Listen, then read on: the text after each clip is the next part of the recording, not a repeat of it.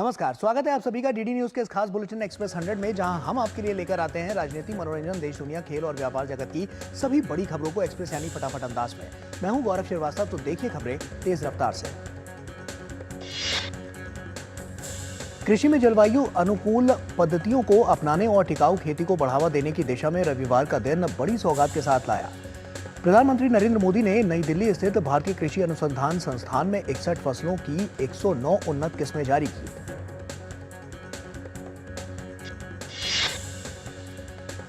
प्रधानमंत्री ने जिन फसलों की उन्नत किस्में जारी की उसमें 34 खेती और 27 बागवानी फसलें हैं। ये किस्में उच्च उपज देने वाली, जलवायु अनुकूल और जैव सशक्त हैं।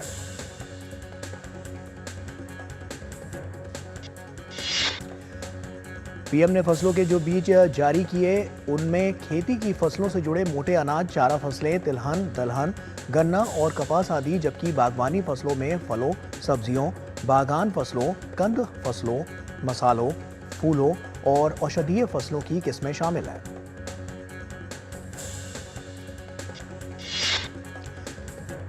फसलों की ये किस्में किसानों को कम लागत पर ज्यादा आमद देगी, साथ ही पानी और खाद की खपत में भी कमी आएगी।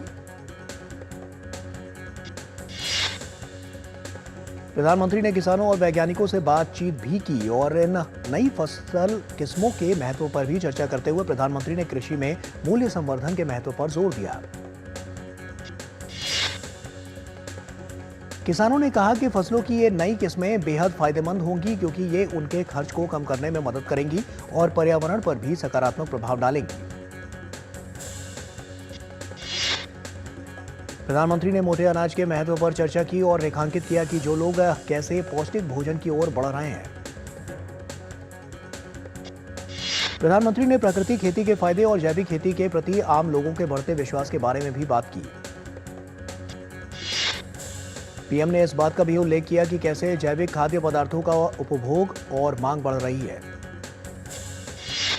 पीएम से संवाद के दौरान किसानों ने प्राकृतिक खेती को बढ़ावा देने के लिए सरकार द्वारा किए गए प्रयासों की सराहना की। किसानों ने जागरूकता पैदा करने में कृषि विज्ञान केंद्रों द्वारा निभाई गई भूमिका की भी सराहना की।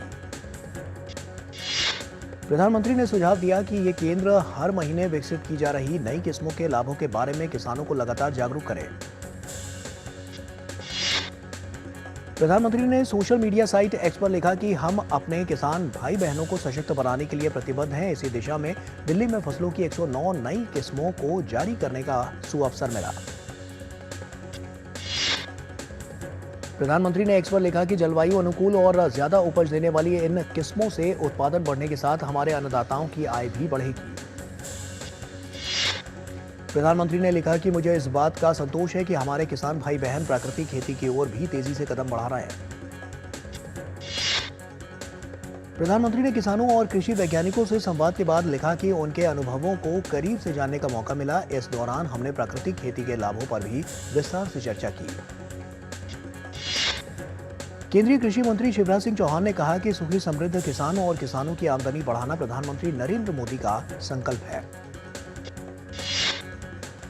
केंद्रीय कृषि कल्याण राज्य मंत्री रामनाथ ठाकुर ने प्रधानमंत्री और देश के वैज्ञानिकों को कृषि उत्पादकता और किसानों की आय बढ़ाने की पहल का स्वागत किया। उन्होंने प्रधानमंत्री के कार्यों की सराहना की। कृषि राज्य मंत्री भागीरथ चौधरी ने कहा कि जब तक किसान के घर में खुशहाली नहीं आएगी तब तक ये देश विकसित राष्ट्र नहीं बन सकता। उन्होंने कहा कि प्रधानमंत्री चाहते हैं कि चाहे फल हो या फूल हो, सब में भारत आत्मनिर्भर बने। प्रधानमंत्री से मिलने के बाद किसानों ने कहा कि ICAR की तरफ से अनुसंधान किए गए इन बीजों से किसानों को काफी लाभ मिलेगा। भारतीय प्रतिभूति और विनिमय बोर्ड की अध्यक्ष माधवी पुरी बुश और उनके पति धुवल बुश ने शॉर्ट सेलर हिंडबर्ग रिसर्च के आरोपों का खंडन किया। अमेरिकी निवेश अनुसंधान फर्म हिंडनबर्ग रिसर्च का आरोप है कि माधवी पुरी बुश और धवल बुश के पास अडानी समूह से जुड़ी अपतटीय यानी ऑफ शोर संस्थाओं में हिस्सेदारी है। बुश ने एक बयान में कहा कि उनका जीवन और आय पहले से सार्वजनिक है। उन्होंने कहा कि विगत वर्षों में सेबी को हर जरूरी दस्तावेज सौंपे जा चुके हैं।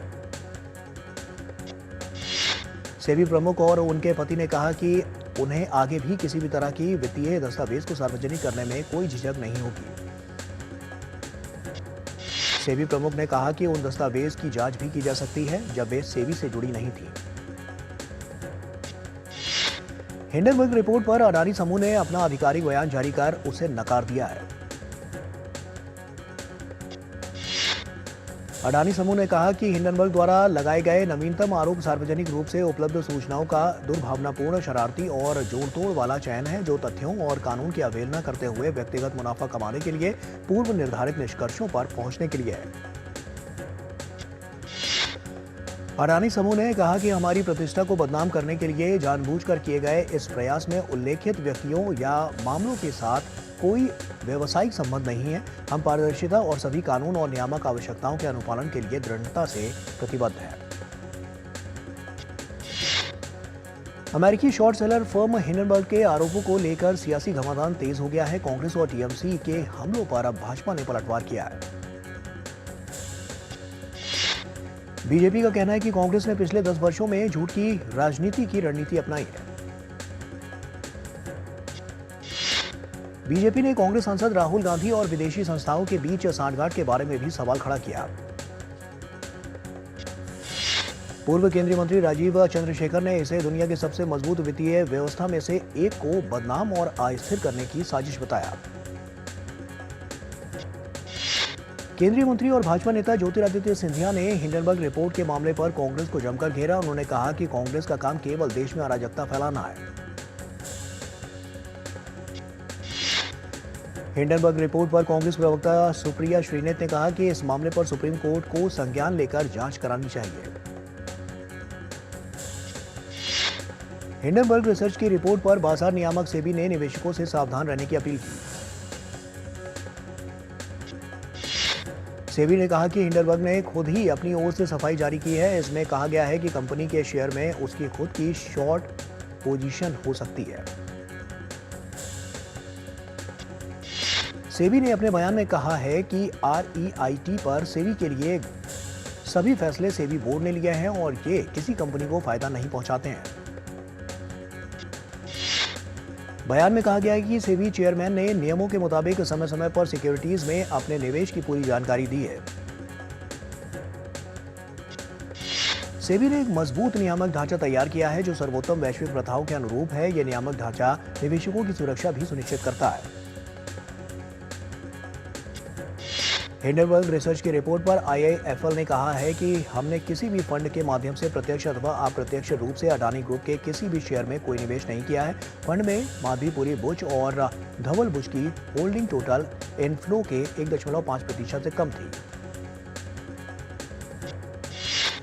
बसपा सुप्रीमो मायावती ने आरक्षण के मुद्दे पर कांग्रेस पर दोहरा चरित्र अपनाते हुए ये आरोप भी लगाया है और मायावती ने कांग्रेस पर भी करारा हमला किया है। मायावती ने एक्स पर अपने पोस्ट में लिखा कि कांग्रेस द्वारा क्रीमी लेयर के बारे में भी गोलमोल बातें की गई हैं। कांग्रेस के 99 सांसद होने के बाद भी 17 अवसान होने तक संसद में सुप्रीम कोर्ट के निर्णय को निष्प्रभावी बनाने के लिए कोई भी आवाज नहीं उठाई गई, जबकि इस पार्टी ने संविधान व आरक्षण को बचाने के नाम पर ये सीटें जीती हैं। इसके अलावा मायावती ने देश में आरक्षण का श्रेय महात्मा गांधी और पंडित नेहरू को देने के कांग्रेस अध्यक्ष के बयान को झूठा करार देते हुए इसे बाबा साहब भीमराव अंबेडकर की देन बताया। इससे पहले बसपा सुप्रीमो ने शनिवार को इस मुद्दे पर प्रेस कॉन्फ्रेंस करते हुए समाजवादी पार्टी और कांग्रेस पर लोगों को गुमराह करने का आरोप भी लगाया था। बीजेपी का दावा है कि दलित आदिवासियों के कल्याण के लिए वो लगातार काम करती रही है, जबकि कांग्रेस का फेक नैरेटिव जल्द ही सबके सामने उजागर हो गया है। बहुजन समाज पार्टी यानी कि BSP की राष्ट्रीय अध्यक्ष और उत्तर प्रदेश की पूर्व मुख्यमंत्री मायावती ने पार्टी के प्रदेश कार्यालय में एक महत्वपूर्ण बैठक की अध्यक्षता की। BSP यूपी में होने वाले सभी 10 सीटों पर उपचुनाव लड़ेगी। उन्होंने इन सीटों पर जीत सुनिश्चित करने के लिए पार्टी कार्यकर्ताओं को कड़ी मेहनत करने का आह्वान किया। राष्ट्रपति द्रौपदी मुर्मू 3 देशों की सफल यात्रा के बाद स्वदेश लौटी। कोलकाता के आरजीकर मेडिकल कॉलेज में एक महिला डॉक्टर की नृशंस हत्या और बलात्कार का मामला सामने आने के बाद से विरोध प्रदर्शन लगातार जारी है। विरोध प्रदर्शन कर रही महिलाओं ने पश्चिम बंगाल में अपनी सुरक्षा को लेकर चिंता जाहिर की और जल्द से जल्द दोषी को कड़ी सजा देने की मांग की। पश्चिम बंगाल के आरजीकर अस्पताल में महिला डॉक्टर की दुष्कर्म कर नृशंस हत्या के बाद प्रदेश अध्यक्ष एवं राज्य मंत्री डॉक्टर सुकांत मजूमदार ने केंद्रीय स्वास्थ्य मंत्री जगत प्रकाश नड्डा को पत्र लिखा। सुकांत मजूमदार ने पश्चिम बंगाल मामले में केंद्र की एक टीम भेजने और सख्ती से सुरक्षा प्रोटोकॉल पर ध्यान दिए जाने की अपील की। Federation of resident doctors association ने एक चिट्ठी जारी कर आरजी कर मेडिकल कॉलेज के डॉक्टरों के साथ एकजुटता दिखाते हुए 12 अगस्त को अस्पतालों में देशव्यापी वैकल्पिक सेवाओं को रोकने की घोषणा की है।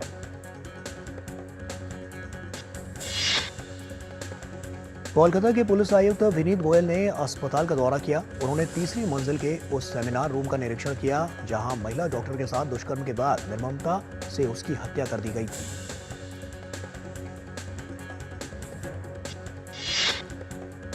कोलकाता में महिला डॉक्टर की हत्या और दुष्कर्म मामले में भाजपा नेता शुभेंदु अधिकारी ने कर मेडिकल कॉलेज के प्राचार्य डॉक्टर संदीप घोष की भूमिका जांच के दायरे में लाने की बात की है।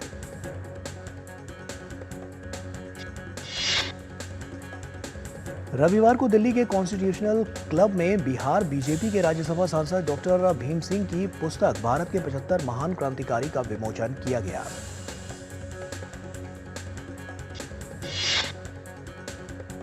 केंद्रीय मंत्री ज्योतिरादित्य सिंधिया ने मध्य प्रदेश के शिवपुरी में तिरंगा यात्रा में हिस्सा लिया।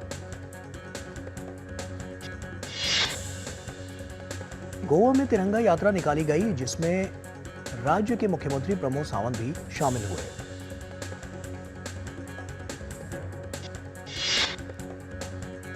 दिल्ली में भाजपा के राष्ट्रीय महासचिव तरुण चुग और भाजपा सांसद बांसुरी स्वराज तिरंगा यात्रा में शामिल हुए।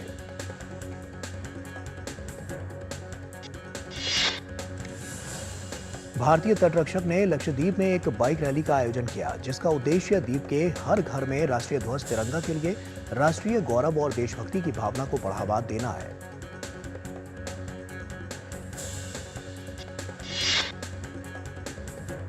और वक्त यहां पर एक छोटे से ब्रेक का है, जल्द हाजिर होते हैं।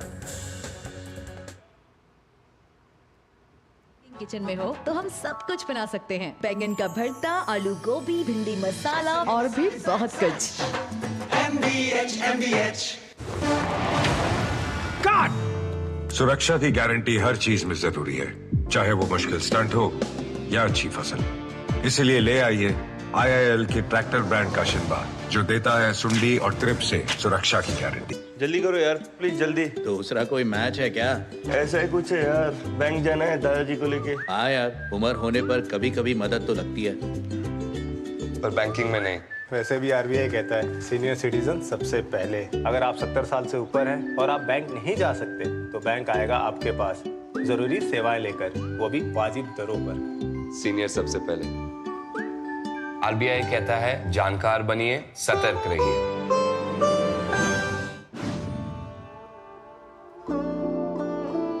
सोना सिर्फ गहना नहीं होता, कभी परंपराओं का प्रतीक, कभी पुश्तैनी पहचान, तो कभी प्यारी सी याद होती है।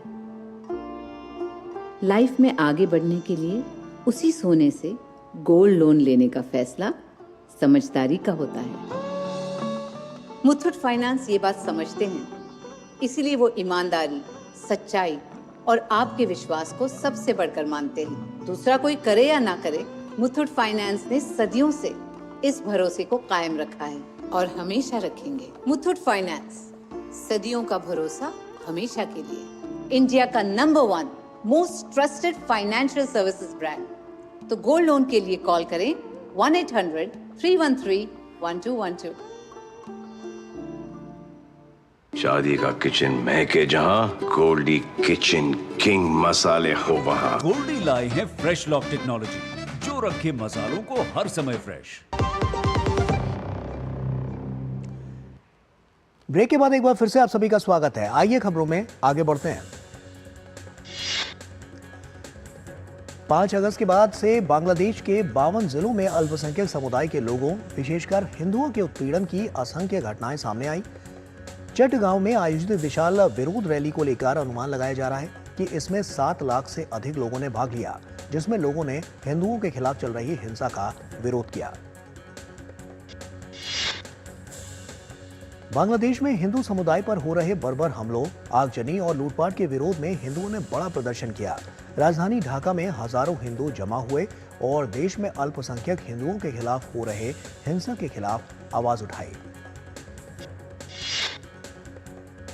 हिंदुओं के उत्पीड़न पर वैश्विक मीडिया द्वारा ध्यान न देने पर हिंदू, यहूदी और ईसाइयों ने लंदन में बीबीसी मुख्यालय के बाहर भी विरोध प्रदर्शन किया। बांग्लादेश में अल्पसंख्यक हिंदुओं पर हो रही हिंसा को लेकर कनाडा के टोरंटो में विरोध प्रदर्शन हो रहा है। हिंदुओं पर हो रहे अत्याचार का विरोध करने हिंदू, ईसाई, बौद्ध और यहूदी मूल के कनाडाई लोग इकट्ठे हुए। वहीं फिनलैंड में भी हिंदू एकजुट होकर बांग्लादेश में प्रताड़ित अल्पसंख्यक हिंदुओं के लिए न्याय की मांग कर रहे हैं। बांग्लादेश की पूर्व प्रधानमंत्री शेख हसीना ने अपनी सरकार के पतन के पीछे अमेरिका का हाथ बताया है। शेख हसीना ने आरोप लगाया है कि अमेरिका को सेंट मार्टिन द्वीप नहीं सौंपने के कारण उन्हें सत्ता से बेदखल होना पड़ा। शेख हसीना ने बांग्लादेशी नागरिकों से कट्टरपंथियों के बहकावे में न आने की अपील की है और एक अंग्रेजी दैनिक में छपी रिपोर्ट के मुताबिक अपने करीबी सहयोगियों के माध्यम से भिजवाए एक संदेश में हसीना ने कहा, मैंने इस्तीफा दे दिया ताकि मुझे शवों का जुलूस न देखना पड़े। शेख हसीना ने कहा कि हिंसा का समाचार पाकर मेरा दिल रो रहा है कि मेरी पार्टी अवामी लीग के कई नेता मारे गए, कार्यकर्ताओं को परेशान किया जा रहा है और उनके घरों में तोड़फोड़ और आगजनी की जा रही है। मैं जल्द वापस लौटूंगी। नेपाल के पूर्व प्रधानमंत्री पुष्पकमल दहल प्रचंड ने दावा किया है कि अमेरिका के इशारे पर उन्हें सत्ता से हटाया गया। प्रचंड ने कहा कि बांग्लादेश की प्रधानमंत्री शेख हसीना को अपदस्थ करने में अमेरिका का हाथ है। बांग्लादेश में अराजकता और शेख हसीना सरकार के पतन के बीच ही जस्टिस सैयद रफत अहमद ने मुख्य न्यायाधीश के रूप में शपथ ली। ढाका विश्वविद्यालय अनुदान आयोग के अध्यक्ष प्रोफेसर काजी शहीदुल्लाह ने अपने पद से इस्तीफा दे दिया है। उन्होंने अपना इस्तीफा शिक्षा मंत्रालय को भेज दिया। इससे पहले बांग्लादेश बैंक के गवर्नर अब्दुल रऊफ तालुकदार और चीफ जस्टिस भी त्यागपत्र दे चुके हैं। यूक्रेन की राजधानी कीव के बाहरी इलाके में हुए रूसी हवाई हमले में एक 4 वर्षीय एक लड़के और उसके पिता की मौत हो गई और हमले में 3 अन्य लोग घायल भी हुए। राजधानी कीव के बाहर हुए हमले को लेकर राष्ट्रपति व्लादिमीर ज़ेलेंस्की ने कहा कि रूसी हमलों में 4 उत्तर कोरियाई मिसाइलों का इस्तेमाल किया गया था। यूक्रेन की सेना ने कहा कि उन्होंने रात भर में 57 में से 53 रूसी हमलावर ड्रोन को नष्ट कर दिया। रूसी सेना के टेलीग्राम अकाउंट पर की गई एक पोस्ट के मुताबिक ओडिशा, कीव, सुमी और चरकासी जैसे इलाकों में ड्रोन गिराए गए। रूस के कुर्स्क क्षेत्र पर यूक्रेन द्वारा किए गए हमले में 13 लोग घायल हो गए। ये घटना तब हुई जब रूसी रक्षा प्रणालियों द्वारा अवरोधित एक मिसाइल एक आवासीय इमारत पर गिरी, जिससे आग लग गई। कुर्स्क क्षेत्र के कार्यवाहक गवर्नर एलेक्सी स्मिर्नोव ने अपने टेलीग्राम चैनल पर बताया कि रंभिक रिपोर्टों से संकेत मिलता है कि इमारत को ज्यादा नुकसान नहीं पहुंचा है। अब तक 15 लोगों को बचाया जा चुका है। रूसी रक्षा मंत्रालय ने कुर्स्क क्षेत्र का एक वीडियो जारी किया है। वीडियो में रूसी सेना द्वारा यूक्रेनी टैंकों और ड्रोनों को नष्ट करते हुए देखा जा सकता है। बेलारूस ने यूक्रेन के साथ अपनी सीमा में सैनिक तैनाती बढ़ा दी है। बेलारूस की योजना अब सीमा पर टैंकों की तैनाती की गई है। यूक्रेनी ड्रोनों ने रूस के कुर्स्क क्षेत्र में आक्रमण के दौरान बेलारूस के हवाई क्षेत्र का उल्लंघन किया था। ईरान के संसद अध्यक्ष ने स्टूडेंट न्यूज नेटवर्क पर लाइव घोषणा करते हुए कहा कि राष्ट्रपति मसूद पेजेश्कियन ने रविवार को अब्बास अराक्ची को ईरान के विदेश मंत्री के रूप में नॉमिनेट किया है।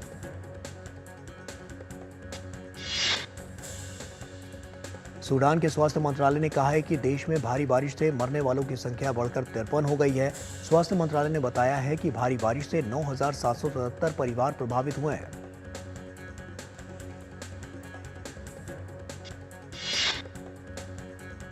और वक्त यहां पर एक और छोटे से ब्रेक का है, जल्द हाजिर होते हैं। दादी के हाथों का जादू और खुशबू से महकता घर। MDH गरम मसाला, असली मसालों से भरा हूँ मैं, क्योंकि हर रिश्ता है स्वाद से जुड़ा। राशि की स्कूल फीस, घर का किराया, कितनी जिम्मेदारियां हैं सर पे। तुम तो टर्म लाइफ इंश्योरेंस लिए बिना ही चले गए। पॉलिसी बाजार पे 1 करोड़ का टर्म लाइफ इंश्योरेंस सिर्फ 470 रुपए महीने से शुरू। बात जब पीढ़ियों के लिए बनने वाले घर की हो तो जिम्मेदारी बड़ी हो जाती है। गैलेंट समझता है ये जिम्मेदारी। अब डबल M रिब्स के साथ गैलेंट एडवांस TMT रीबार, निर्माण का रियल हीरो। ब्रेक के बाद एक बार फिर से आप सभी का स्वागत है। आइए खबरों में आगे बढ़ते हैं। युगांडा की राजधानी कंपाला में एक विशाल कूड़े के ढेर पर भूस्खलन से मरने वालों की संख्या बढ़कर 17 हो गई है। हाल के हफ्तों में मूसलाधार बारिश के बाद शहर के एकमात्र लैंडफिल साइट पर कचरे का एक बड़ा ढेर शुक्रवार देर रात ढह गया था। पेरिस ओलंपिक का आज रंगारंग समापन होगा। समापन समारोह का आयोजन भारतीय समय अनुसार देर रात 12:30 में फ्रांस के स्टेड डी फ्रांस स्टेडियम में होगा। समापन समारोह में 100 से ज्यादा कलाकार अपनी प्रस्तुति देंगे। कार्यक्रम के परेड ऑफ नेशंस में प्रतिभागी देश के एथलीट ओलंपिक फ्लैग को सलामी देंगे। समापन समारोह में भारत की ओर से निशानेबाज मनु भाकर और भारतीय हॉकी टीम के गोलकीपर PR श्रीजेश भारतीय ध्वज थामेंगे। मनु भाकर ने ओलंपिक में 2 कांस्य पदक जीते, वहीं श्रीजेश ने भारत को कांस्य पदक दिलाने में अहम भूमिका निभाई। समापन समारोह की परंपरा के अनुसार 2028 के ओलंपिक गेम्स की मेजबानी करने वाले अमेरिका को सौंपा जाएगा ओलंपिक फ्लैग।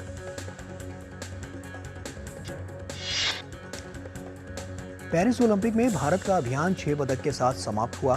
पेरिस ओलंपिक में भारत ने 1 रजत सहित 5 कांस्य पदक जीतकर बेहतरीन प्रदर्शन किया।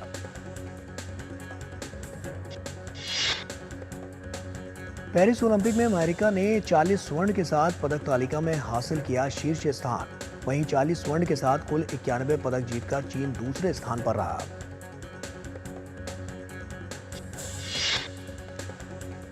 पेरिस ओलंपिक में कांस्य पदक जीतकर वापस आने के बाद हॉकी टीम के कुछ सदस्य अमृतसर स्थित स्वर्ण मंदिर में दर्शन करने के लिए गए। भारतीय हॉकी टीम ने लगातार दूसरे ओलंपिक में कांस्य पदक जीतने में कामयाबी पाई। भारतीय हॉकी टीम के खिलाड़ी ललित उपाध्याय के उनके घर वाराणसी में पहुंचने पर भव्य स्वागत हुआ। ललित उपाध्याय ने ओलंपिक में मिली सफलता पर खुशी जताई और उम्मीद की कि टीम का प्रदर्शन आगे भी इसी तरह से जारी रहेगा। सिफान हसन ने पेरिस खेलों में ओलंपिक रिकॉर्ड के साथ महिला वर्ग की मैराथन रेस जीत ली है। उन्होंने 2 घंटे 22 मिनट और 55 सेकंड का समय निकालकर ओलंपिक रिकॉर्ड बनाते हुए स्वर्ण पदक जीता। सिफान हसन के मैराथन रेस जीतने से नीदरलैंड्स के फैंस काफी खुश नजर आए। इससे पहले सिफान ने पेरिस ओलंपिक में 5000 और 10,000 मीटर रेस में कांस्य पदक जीता था। पेरिस ओलंपिक के समापन समारोह से पहले खिलाड़ियों ने खेलगांव को छोड़ना शुरू कर दिया। खेलगांव छोड़ते समय खिलाड़ी काफी भावुक नजर आ रहे थे। ओलंपिक मुक्केबाजी चैंपियन इमाने खेलीफ ने पेरिस ओलंपिक के दौरान ऑनलाइन उत्पीड़न के खिलाफ फ्रांस में कानूनी शिकायत दर्ज की। खेलीफ ने महिला वेल्टर वेट वर्ग में स्वर्ण पदक हासिल किया था। भारतीय grand master R Praggnanandhaa Saint Louis rapid एवं ब्लिट्स शतरंज टूर्नामेंट में एक बार फिर दुनिया के सर्वश्रेष्ठ खिलाड़ियों से भिड़ेंगे। रैपिड एवं ब्लिट्स टूर्नामेंट के तुरंत बाद वो सिंकफील्ड कप में हिस्सा लेंगे। आंद्रे रूबलेव ने National Bank Open tennis tournament के सेमीफाइनल में प्रवेश कर लिया है। रूबलेव ने शीर्ष वरीयता प्राप्त गत चैंपियन यानिक सिनर को कड़े मुकाबले में 6-3, 1-6, 6-2 से शिकस्त दी। महिला वर्ग में अमांडा एनिसिमोवा ने उलटफेर करते हुए national Bank Open tennis tournament के अंतिम 4 में प्रवेश किया। अमांडा ने दूसरी वरीयता प्राप्त एरिना साबालेंका को सीधे सेट में 6-2, 6-2 से हराया। बॉलीवुड के किंग खान शाहरुख खान को लोकार्नो फिल्म फेस्टिवल 2024 में पार्डो अल्लाह कैरियारा अवार्ड से सम्मानित किया गया। बॉलीवुड के सबसे मशहूर स्क्रिप्ट राइटर सलीम खान और जावेद अख्तर पर आधारित documentary series angry young man 20 अगस्त को रिलीज होगी। सलीम जावेद की documentary series angry young man 20 अगस्त को रिलीज होगी। सोनी एंटरटेनमेंट टेलीविजन के कोई शो कौन बनेगा करोड़पति का 16वां सीजन 12 अगस्त से शुरू होगा। ये गेम शो हर सोमवार से शुक्रवार रात 9 बजे प्रसारित होगा, जिसमें महानायक अमिताभ बच्चन अपनी मेजबानी की भूमिका को जारी रखते हुए हमें प्रेरित करते रहेंगे। Mufasa the Lion king action से भरपूर नया ट्रेलर जारी कर दिया गया है और इस फिल्म में John Kani, Tiffany Boone, Kagiso Lediga, Preston Nyman, Mads Mikkelsen हैं और मुफासा द लॉयन किंग 20 दिसंबर 2024 को सिनेमाघरों में रिलीज होगी।